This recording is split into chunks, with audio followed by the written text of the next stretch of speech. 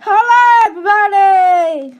It's me, Captain Anchor and Parker, King of the Feathers.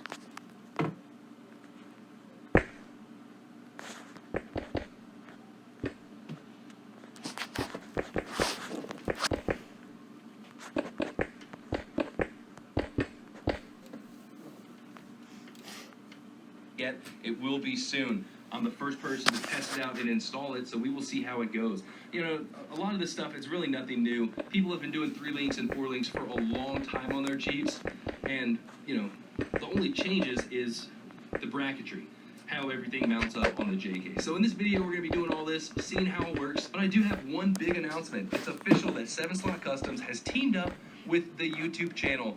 I've installed a lot of their products. I really like those guys, and finally, they are now supporting the YouTube channel, which means they are also supporting you. What that means is that you now get a discount anytime, any item, forever. I guess, you know, until I stop making YouTube videos, they go out of business or I die, which would be very, very sad.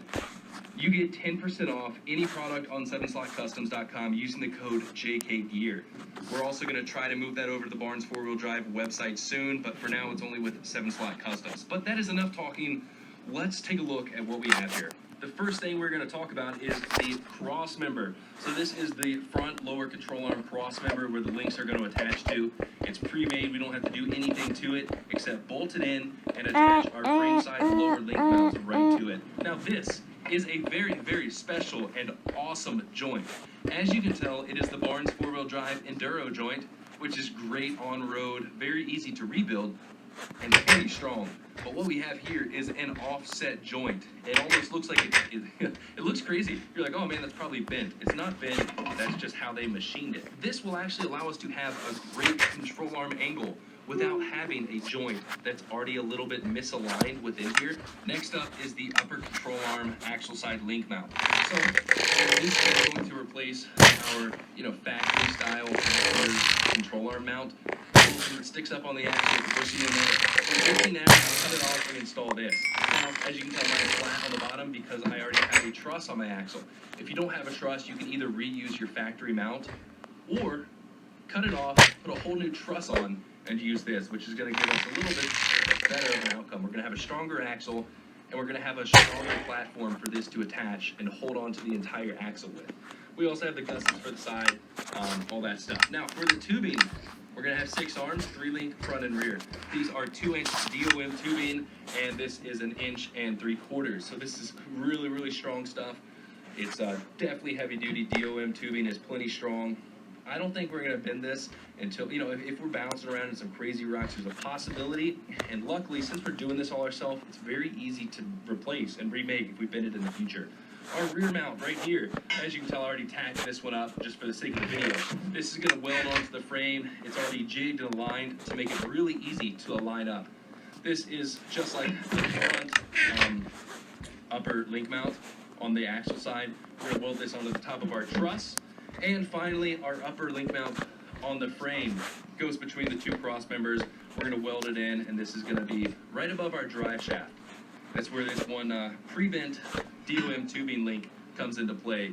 We'll talk about all this later. But as you can tell, we have our long shank heim joints, which is we have visitors. This is also from Barnes 4-wheel drive. It's a long shank heim, meaning we can still have plenty of thread engagement and make drastic changes in our control arm length. So we have everything here ready to go. Let's just go ahead and get started, guys. I don't want this video to be too long, but I also don't want it to be lacking too much information. So if you have any questions throughout the video, go down in the comments. Let me know. I'll be more than happy to answer them. But it's time to go ahead and get started. We're winning. Let's do it. Woohoo!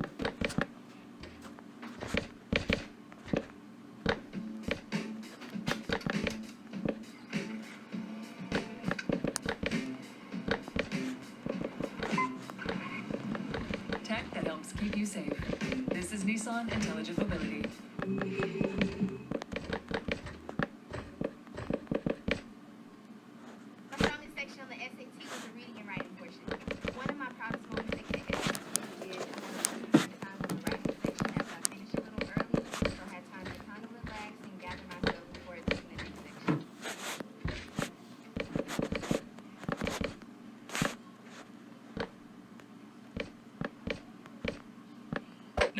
painted our new cross member, we have to let that dry.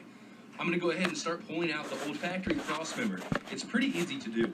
All we have to do is remove our transfer case skid plate, remove the bolts holding the cross member to the transmission. Bad boy. And so Gil. so we have to remove the two gas tank skid plate bolts. And then remove the 4 bolts holding the cross member to the frame. Once all those are off, we can drop the cross member and get ready to bolt our new one right back in. With the cross member in place, our next step is to build our lower control arms. Before we start cutting and welding our control arms, we have to take a measurement to see how long to make them. We're going to come over here to the Jeep and measure from the axle bolt all the way up to our new cross member bolt hole. Looks like it's about 38 1/4. So our total control arm length from eye to eye needs to be 38 1/4. Now, before we start welding everything up, we need to make sure we make the links correctly. We don't want to end up having, one side of the heims all the way threaded in, the other one all threaded out. We want to make sure that these are plenty adjustable in the future. The Barnes Enduro joints, as you can tell, have plenty of thread engagement, as well as their long shank heims. So we really have to make sure that we're doing this right to really maximize the potential of these. First thing we're going to do is thread on one of our welded bungs. When we're looking at these bungs, some of them have a line right in the middle there. Right there, see what I'm talking about? That indicates that this is a left-hand thread. The blue little sleeve on our Enduro also tells us it's a left-hand thread. With these links, we're going to want to have one right-hand thread bung and one left-hand bung to make it very easily adjustable without removing the control arm from the Jeep. Now, what I like to do when setting these up is grab a bung and a heim joint and thread the bung about halfway through the joint. As you can tell, this joint's going to give us a lot of adjustability. So right here, we also have to account for the jam nut, which those are over there. The jam nut's going to go in front of this bung, so make sure we have enough room for the jam nut. So we're going to adjust it right here and put it right beside the end of our DOM tubing. This is where we're going to weld them together. Right at this bottom inside lip is where this is going to sit. So let's move it up and position it right there. Sorry for all the noise, guys. My neighbors are doing some intense yard work today. Cutting their grass, leaf blowing, using the chainsaw. That's probably stuff I should be doing, but everybody's here to see the long arm build. I come over here and measure from the end of this DOM tubing to the eye of our heim joint, which is 4 inches. So now that I know that that is 4 inches, we need to leave this about 4 inches short of 38 1/4. So we're going to measure from the eye of this heim joint onto the DOM tubing and find 34 1/4. That's going to be our axle end. This is going to be our cross member end. That's where this offset Enduro comes into play. We're going to go ahead and mock one of these up with a left-hand thread bung.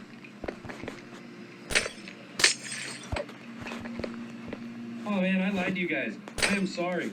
The blue on the Enduro joint does not mean it's a left-hand thread. So we're going to have to switch this up a little bit. This Enduro joint is actually a right-hand thread. So sorry about that. That means we're going to have to switch out that heim joint to a left-hand thread heim joint. With this link mocked up, sitting the bungs right against the end of our cuts, we can go ahead and measure and make sure eye to eye we are reading the 38 1/4. When we were talking about this, which one of you guys noticed that I did not mention the upper frame side link bracket? It's not here. There it is. It's time to go ahead and weld the bungs on the end. As you can tell, this bung has a nice recess where we're going to weld to. What we're going to do is mimic it on the link itself. That way it has a concave on both sides that the weld will get maximum penetration in to make sure, man, too many, we got bungs and penetration in the same the same clip. That works great. But we are going to bevel these edges in so we can get a nice weld so these links are super strong. And that way we don't have to worry about the welds failing at the bung. As you can tell, we have it slightly beveled. You don't have to go overboard. It doesn't need too much. It just needs a little bit. We want to clean up all of the metal where we're about to make the weld. We're going to go ahead and turn our welder, do a few tack welds on each side, and then weld it. We might have to make 2 passes. We might just make 1. We will see. So let's fire up the welder and weld this bung in place.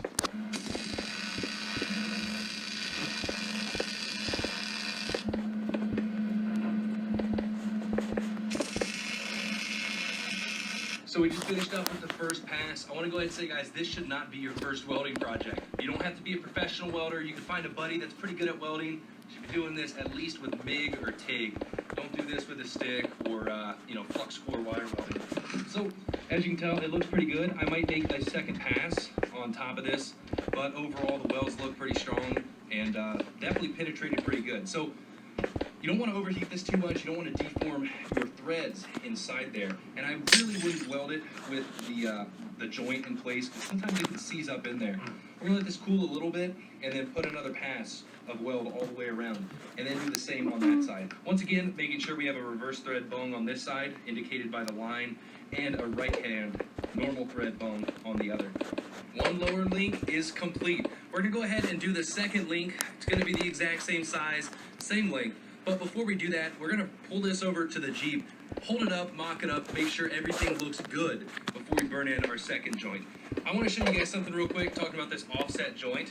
So as you can tell, that joint is in like a zero misalignment state right now. As you can tell, the bar's off to the side. This is how it's going to look under our Jeep since our cross member mount is moved inboard. This is great. That way, it's not already in a misalignment and we still have plenty of wiggle room before it even maxes out. At this point, the front lower links are fully completed. They're welded, they're being painted now, waiting for it to dry before we bolt them in. Next up would normally be the front upper control arm or the front upper link. We're going to mix it up, make the video interesting, and hop back to the rear now. We're going to focus on the rear upper at the axle and the rear upper at the frame. So we're going to turn the Jeep around and back it in. You'll see here in a minute why I'm doing this. So these first couple steps, we weld, bolt in before we start taking off our control arms. That way, we don't have to remeasure. We just measure the distance from eye to eye where we weld our brackets in. It'll make sense in a little bit. But as you can tell, guys, so far it's going really smooth. Hasn't taken that long. It is definitely a little bit labor intensive. We're, grinding, welding, and doing some semi-technical stuff. But with this kit, it makes it so easy. Since we're going to be under the Jeep cutting, grinding, and welding, we're going to jack it up and put jack stands under the frame. That way we have plenty of room to get under there and work. We're now going to focus on the rear upper third link mount. This is actually specially designed for the 14 bolt with their swap truss kit. In the future, they are going to be making a Dana 44 rear truss kit that's going to work, as well as other axles. So what it's going to do... All right, that's not what it's going to do. Let's try to do it as one piece. It's going to sit up here on top of the axle, and these gussets are going to align it so it's perfectly centered. Slide that tab in, and as you can tell, it goes to the curvature of the 14 bolt. Normally, once we weld it, it'll be a lot better. And this one over here, it's like that.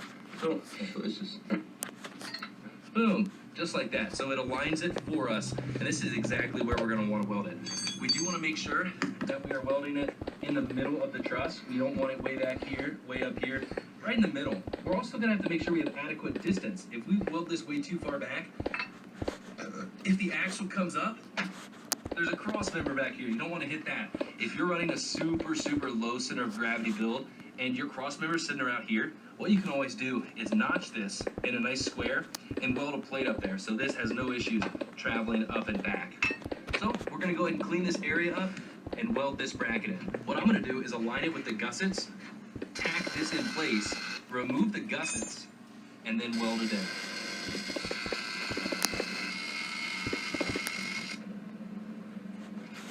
The reason I welded the bracket on without the gussets is so I can make a continuous straight weld without worrying having to go around these. That also means I'm going to have to notch the corner of the gusset so it fits in around the weld we just made.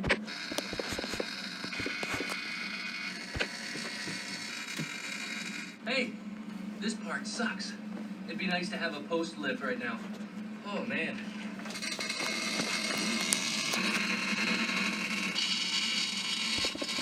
Finally got the upper link mount burned in. As you can tell, looks pretty good. It's perfectly centered with where we're going to mount the upper link mount on the frame. I'm glad we got that bracket out of the way. That is not much fun welding that up under there. Luckily, our next one is not going to be as bad. Still in a pretty tight spot. This is the upper link mount for the rear.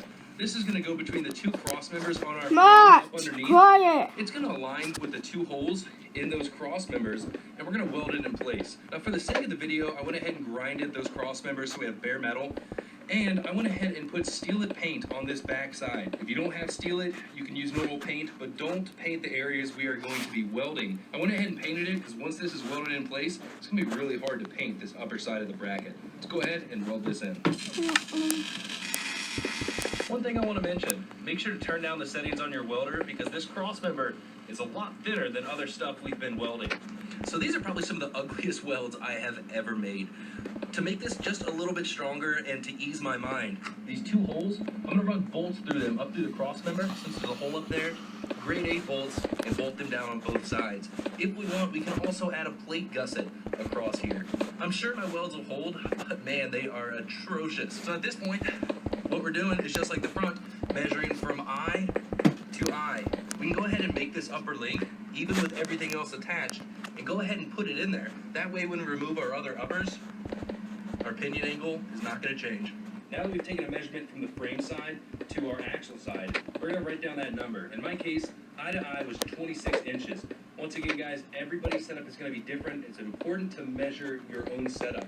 Also, make sure you're doing this with the suspension settled to its natural ride height. This part can be a little tricky. We have to measure eye to eye with the hind joints sitting on top of our bar. Since it's a curved link, for clearance reasons, we don't want to measure it over there because our distance is going to change once we weld our hind joints on. So, I have some little magnets here holding them up, and I have them set eye to eye right at 26 inches.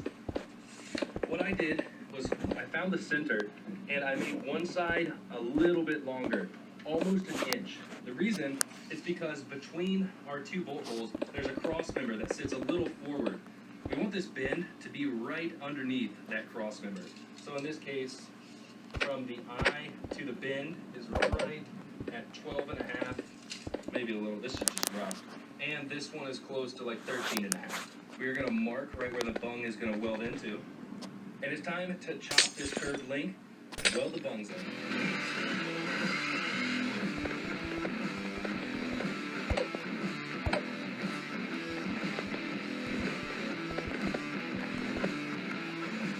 I've been at it for about 6 hours now, which is not that bad, especially since we're filming it. If I was doing this by myself with no camera, worrying about getting shots, probably be around 3 or 4. So our next stage, once our upper link over there is drying for paint. We'll come back to that. Let's go ahead and take a look at the uppers.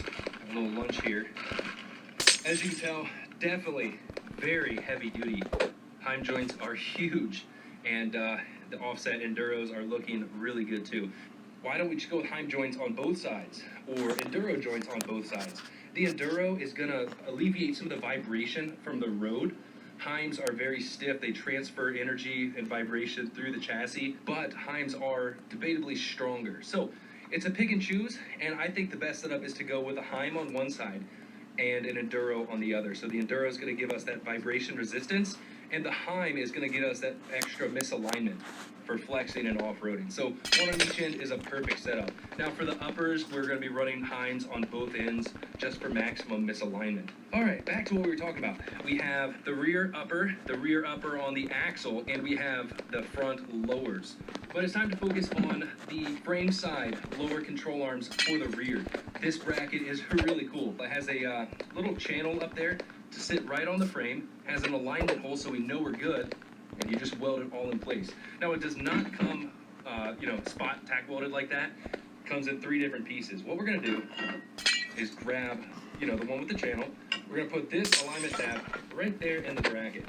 We're gonna weld along this top side, all the way around, weld this seam right here, and then weld the inside. Then proceed to weld this on the frame.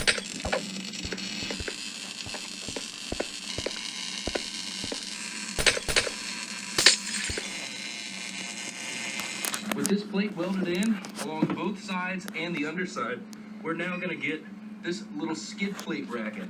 We're also going to put a joint in here so it doesn't shift around and close that gap.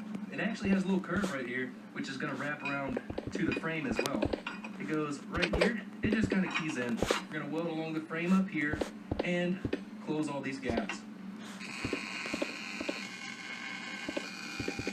So So I just finished up the passenger side lower control arm bracket. It's just primed it, so we're waiting on it to dry to paint it. Tonight, as you can tell, is pretty much over. Got a lot done. Tomorrow we have a lot more to do. So let's go ahead and check out this bracket real quick. As you can tell, it has about the same clearance as our factory control arm brackets.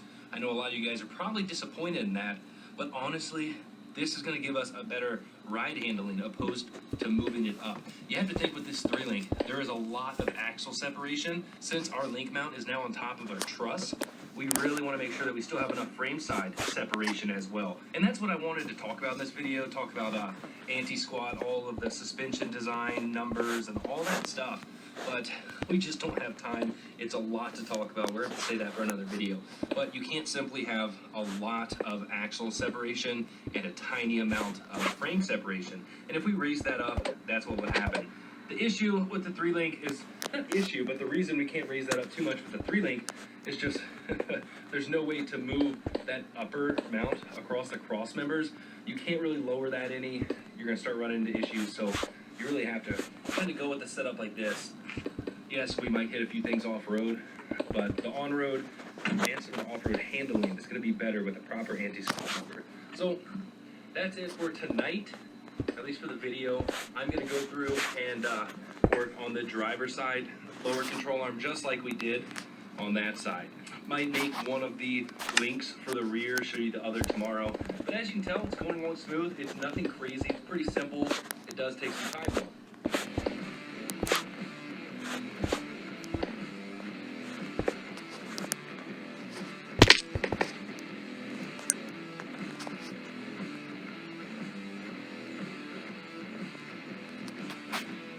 So last night I made decent progress. Did a few things, but we are back at it today. I want to go ahead and say